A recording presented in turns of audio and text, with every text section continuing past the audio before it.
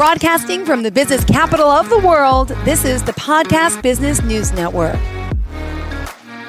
Excited to have Dr. Tom Walsh back joining us, our professional of the year, our veterinarian who's doing so much to help so many with pet rehab and so much more. Hailing from beautiful Myrtle Beach, South Carolina, Dr. Tom Walsh is back today, and our topic of focus will be about geriatric dogs. And so we have a lot in store, but first and foremost, let's welcome our guest, and would love for you to just give us a little overview as to who you are and what you do for those out there that don't know you yet. Well, thank you, Jill. Thanks for having me. I am Dr. Tom Walsh. I'm out of Myrtle Beach. Like you said, I am a veterinarian that went on a long trek through life to try to figure out what was my passion. And I found out that rehabilitation of small animals was my passion, specifically dogs. Cats don't travel near as well as Jill would like them to, but I do mostly dogs. But it is the most rewarding aspect of veterinary medicine that I have found. So beautiful. Well, we're ecstatic that you're back and really excited to tell us where you are if they're watching specifically in your practice. Sure, yeah, we're in the back part of my office. This right here is the underwater treadmill tank. The black thing in the background holds 3,800 gallons worth of water, and it goes through a filter system, so the water goes in and out of that tank. The water comes up from the bottom, the treadmill starts going, and the dogs start walking. So we're going to talk a lot today about geriatric dogs, but this is one of the primary things that we use to help with those animals. Beautiful. So let's talk a little bit about, the physical therapy for animals that you do and how we recognize these signs of aging dogs. Let's get started. I think probably the most obvious sign of aging in a dog is pain. And it looks like a number of different things. It looks like difficulty in trying to get up out of the bed. It looks like I'm cutting my walks short. Maybe I'm even having attitude changes around other housemates or other people in the household. I don't want to be bothered sometimes. Yeah. And I just wanted to shout out now because we're actually at a timely situation. You may notice I'm wearing a canine arthritis management hoodie here. These are colleagues of mine, and we're having a symposium that is online this week. It is from April 25th through the 28th. It is a global symposium, and we'll get the information on here for you later. There is, if you want to do a screenshot, there's a QR code at the end. These folks, Dr. Hannah Capon out of the UK, has made it her life mission to fight canine arthritis and specifically their pain. So it kind of ties in really well with our theme this week because, honestly, these animals, they do everything they can to keep up with us. And they want to be part of the family. They don't want to be left behind. They want to go on the walks. They want to go on the car rides, all of those things.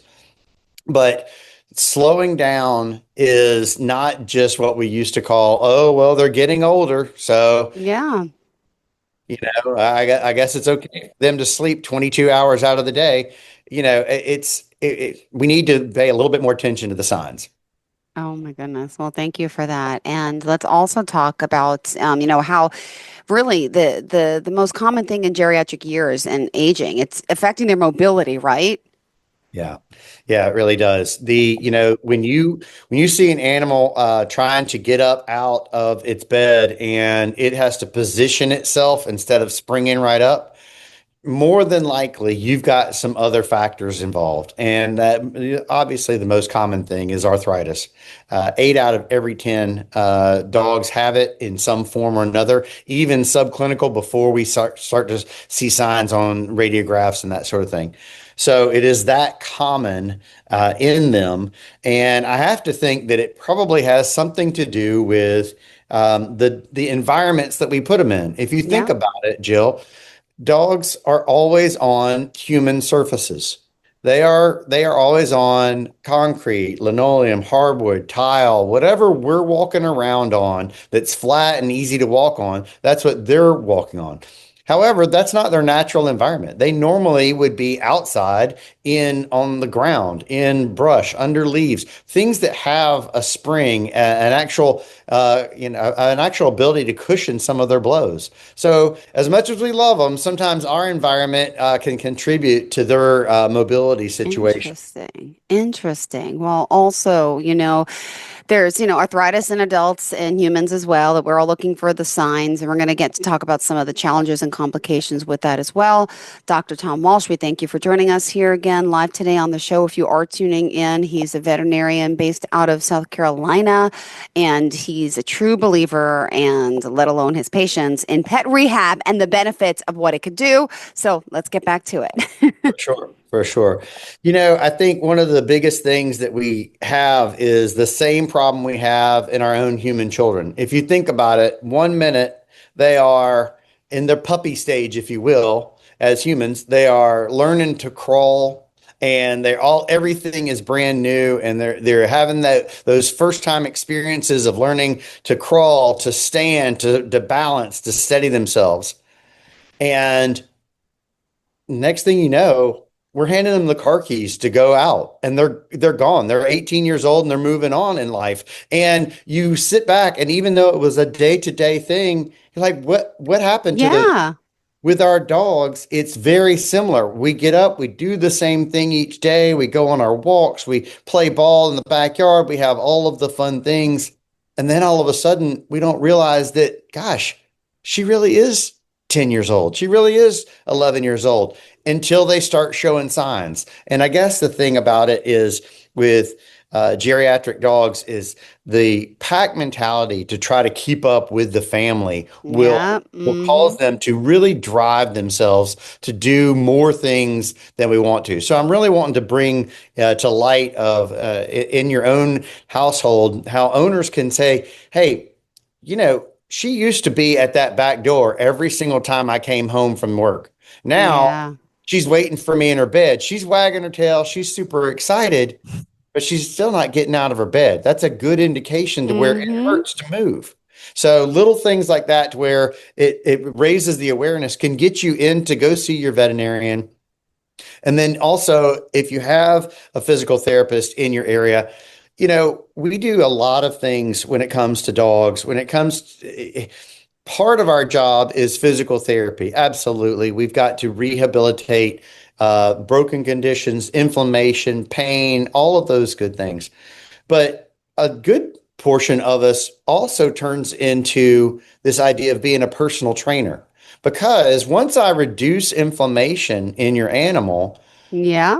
the goal is not to get them to repeat it again in 6 months. The No. goal is to turn them into a stronger individual, if possible, so that they are good for the next 3 to 5 years, not just a A temporary fix. temporary fix. Yeah, yeah, Exactly. exactly. Mhm. Oh my goodness. Okay, well, let me also, point out, you're talking about small animals and pets you're treating, especially those doggies out there. And what is old in dog years? Because that I don't understand either. Tell me, geriatric age, when does that start? And I always get confused with dog years to human years. So could you just tell me when a dog is really considered older? That is a fantastic question. And it's actually Basic one. question. I should have asked him at the beginning. Because it's a basic misconception. We were told this old wives' tale that 1 human year is 7 dog years. The true reality of dog aging is this: in the first 12 months, they age remarkably quickly, Okay. and it really slows down. In fact, dogs that are, let's say you get somebody brings in a rescue off the street, nobody knows any history about them, and that dog is between 3 years old and 6 years old, or 3 and 8. It's really difficult to pin down how old that dog exactly is. We Yeah. use things like how much tartar is on the teeth. We use different things about their coat and that kind of thing. But it is a really good educated guesstimation, but there's Sure. no way to actually see. So their body is actually maintaining. So it's Okay. kind of like a rapid increase when we were a Got it. puppy, and Mm-hmm. then we are basically kind of maintaining as you would think you would be from, let's say, your late 20s to your mid 40s. Okay. Wow. So Yeah. somewhere in there, it's, there's different people that look older and look younger and act older and act younger based on their circumstances. Dogs are kind of the same way. And then, but what's really interesting is older dogs do a really good job because of the adaptation and the compensation. They really do a job of hiding it. Uh, They can Ooh. actually hide this idea that we're older than we are. It I think really, humans do the same thing, especially yeah. men. No. Yeah, right. And I've seen it so many times. People come in and they go, "Oh Wow. gosh, I didn't even realize until the vet told me that she was 12." Mm-hmm. And it's because they've kept up that youthful kind of exuberance, that doing the things that we love to do with them, go for the car rides, go get the pup cup, go do those fun things that make life worth living when you have a dog. It's amazing. And so, the thing is, we gravitate to those, and it's hard for us to see those signs unless you see a little bit later. So really, I don't say there is an age number, and I'll tell you this why to prove it on the backside of it is I obviously have a good portion of my animals here that I treat, roughly 60 to 80 dogs a week. Okay. And more than half of those are over the age of 10. And I have dogs that people come in and say, I can't believe she's 10. She's so old. She's this, that, and the other. And I look at them and I say, first of all, age is truly a number at the door. And if you prepare them right, you build them right, you get them in the proper stance, they're not hurting to move. I've got plenty of dogs in this office that come in here that are 13, 14, 15, 16, 18 years old. We just lost our oldest patient, 20-year-old lab. Now, nobody's ever heard of a 20-year-old lab. That doesn't happen very often. And so it is possible. And she was living her best life until, right at the end. She was moving around. We had her in the hydrotherapy tank. She was doing great. So age truly is a number when it comes to these things. All right, thank you for that. Back to we're talking geriatric dogs, and we're going to talk about some of the challenges and complications with them. Where do we start? Mobility related issues. Yeah, so I guess probably the biggest thing is some dogs are smaller, obviously, and so picking them up and helping them doesn't seem to be a big deal, except that you realize that those smaller dogs are always located on the floor. And if you, Mm-hmm. as a human, have mobility issues, that can be a real concern. So Yeah. helping them with slings and that sort of thing can be an issue when it comes to helping with those dogs. Some people want to go straight into a wheelchair. If my dog's having difficulty with my back legs, let's say they've got a degenerative disease to where we're a little bit older, we've got arthritis and this, and the back legs aren't functioning. They want to go right into a wheelchair because they've seen them online, and it's such a beautiful thing to see those dogs scampering around in the woods. That is that certainly is a possibility. The thing is, it's foreign to them, and so no dog that I've ever put into a wheelchair has ever scampered off anywhere. It is like adding an extra, foot and a half to their hips, and it's also chained to them so that everywhere they move, they feel it, they hear it, and it's one of those things that can be very disconcerting. Once you get past that, they can move very well. So owners need to get out of that mindset that, oh, the wheelchair will fix everything. See, we were designed as humans to sit on our butt. And so being in a wheelchair, if we have to go with that route, we can still do a lot of things in life. Dogs were not designed to be in that position. And so we have to work them through that. Another thing about we talked about small dogs, and we talked about dogs in, maybe in wheelchairs as extremes, but even just an older dog that is a little bit bigger, let's say 55, 60 pound lab, trying to get them in and out of the car can be a real tough thing. So we really work hard with owners to maybe secure if they're having hind limb weakness and that sort of thing, secure a very good sling. Help them up harness makes an amazing sling that has two handles, one at the shoulder and one at that back there at the butt, so that they can actually, you can get the front legs in and help with the back legs. This extends the life of a lot of things. It extends the life of the dog being able to do dog things. And it also extends the ability for owners who may be getting up there. We see it all the time here in Myrtle Beach. Old owners getting a little bit older, and now they've got a dog that weighs a good amount, and it's difficult to get them in and out of things. So those can be really challenging, but we help them through it. Oh my goodness. And I mean, you said there's other conditions, not just arthritis, but there's a lot of things that can arise and complications with this. And not everybody, gives their animals the proper treatment. So did you want to talk a little bit about that too? Sure, absolutely. The thing is, when we part of what that midlife we were talking about how the dog virtually doesn't age very much at all from its adulthood, right about a year and a half or 2 years or age, all the way until maybe 8 or 10, that can lull us into a false sense of security. Mm-hmm. And that means, we go to the vet to get our shots, do what we've got to do. We do the bare minimum. And then we turn around and the dog maybe has overweight problems. Maybe we've developed a neurologic problems. Yeah. Maybe we are in a situation to where we had an injury when we were playing, and now all of a sudden we're compensating for that by shifting weight, and our gait is all off in the back. So we have to look at those kind of things. I like to look at the whole animal when it comes to these things. One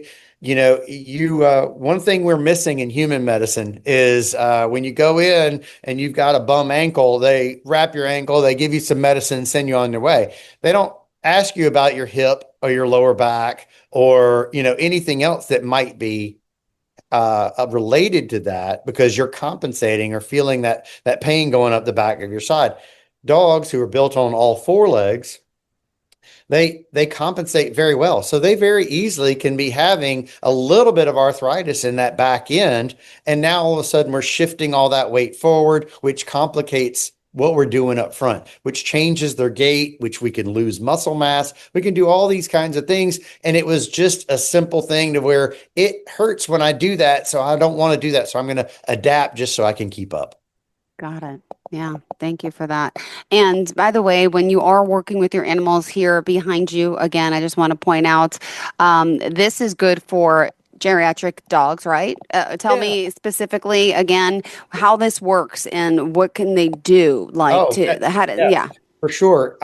If you're watching online, the underwater treadmill, the water comes up from the bottom, the dogs start walking, and we use hydrotherapy in animal medicine in two different ways. Okay. You go to the beach or a lake, and you're walking in the water right above your ankles. If you walk a good distance, you're going to start to feel it above your knees and your quads, maybe your lower back. And that is called resistance hydrotherapy. You are trying to go up and over and you're dragging your legs through that. And it's actually causing a good range of motion through your legs. And that can be a good workout. It's kind of like you doing a Stairmaster at the gym. Same type thing. You're lifting your legs up and over. That's resistance hydrotherapy. Okay. When you raise the water, you start to displace the body weight. So what happens is if you get the water up to about the shoulder, it's about 65% of the dog's body weight, which is so important when it comes to Okay. geriatric dogs.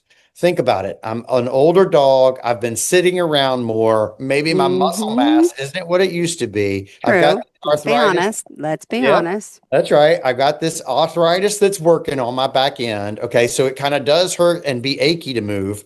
So I'm not going to move. So I'm going to adapt a different type of walk. When I Interesting. displace them and I put them up in the Oh, water, they're able to oh, float. excuse me. I dropped my mouse. Go ahead. I'm listening.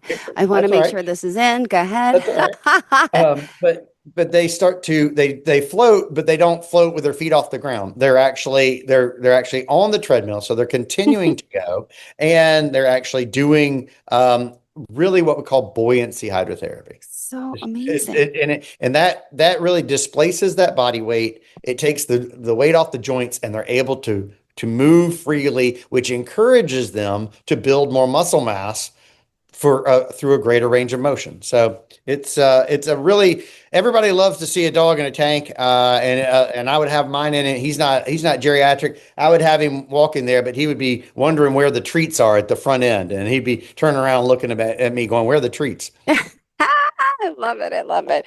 All right, we still got 5 more minutes, sweetheart. What else did you want to add to the conversation today You about know, those animals? Yeah, I think that just to kind of circle around to that same idea of, hey, let's look at the entire animal. Since age is not a number, pretty much if we can be looking over the age, if you've had your animal for more than 5 years or believe your animal's more than 5 years old, start taking a really good evaluation of their energy levels, of how they present themselves. Are they, running around the house doing zoomies in the backyard, all of those things. When they come back from that, are they limping? Are they sore? Do they rest for 4 hours or 6 hours? And then you call them and they're like, I'll get up here in a minute. Hold on. Really start to evaluate what that looks like in your house, because their body is trying to Yeah. tell you something. And if you just can't figure it out, and that's okay, you weren't trained to, consult a physical therapist, consult somebody. And also, it goes back to, these canine arthritis management folks. If you look up on Facebook, they have an unbelievably strong support staff that can help you through some of these things. Even though this is a UK-based operation, we are bringing it to the United States. Last year for this symposium, they had 5,500. This year, we're on track for more than 12,000 people will be joining us virtually for the 25th through the 28th. Go online, canine arthritis management, just put that in Google. It will find it first thing. And I'm telling you, you're going to get some great tips and tricks to really help your aging dog. Beautiful. Thank you so much. Pleasure having you here, Dr. Tom Walsh, as always. Would you mind sharing how we could reach out to you? Sure thing. My website is primepetrehab.com. And you can look for us on Facebook and Instagram. If you just squish Prime and Pet together and look for the blue dog, you'll be able to find us. And we're all over social media that way. Beautiful. And of course, Thank you if you're again. local in Myrtle Beach area, if you're anywhere in South Carolina or lower North Carolina, we got a lot of folks that come over the border. So just look us up online. Come on Yeah. down. We'd love to help you. Beautiful. Thank you so much, Dr. Tom Walsh. Always a pleasure having you here and great to see inside the office. Thank you. Enjoy the rest of your day and we'll chat soon. Thanks so much. Thanks, Jill. Have a great day. Bye-bye.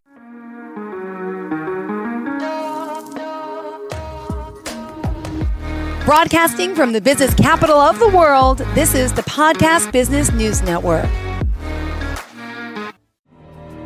For nearly 2,000 severely injured veterans, everyday life has become filled with barriers. Day-to-day simple tasks can become pretty daunting. I have to carry my chair up 2 flights of steps or have somebody do it for me. What scares me the most is just the falling. When I'm struggling with my house, I think, to have that one great barrier just knocked down, it's crucial. Home for Our Troops is a wonderful nonprofit that builds a Mortgage-free, fully adaptive, handicap-accessible house. And there's no catch. It'll be our very first home that we've ever owned. This is a game changer. This is where your life begins again. We need you to join us in completing this important mission. Please visit hfotusa.org and help build homes and rebuild lives. Because of you, everything's going to be okay.